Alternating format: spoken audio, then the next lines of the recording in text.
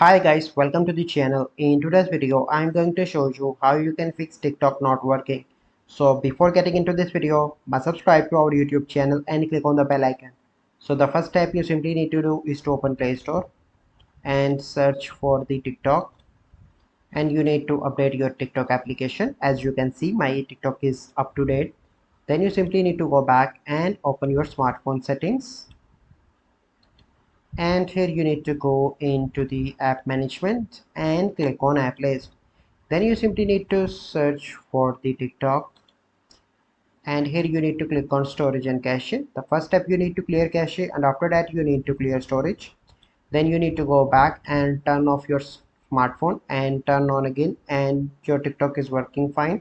But if you still find an issue, you simply need to do is to open any browser and search for is TikTok down right now, and you need to open the first website.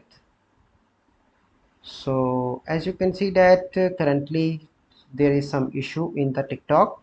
So you can see a little spike here, but let's suppose if line is like this, so there is no issue. But if you are seeing spike like this, then there is an issue, and the TikTok team is working on that, and your issue will be solved soon.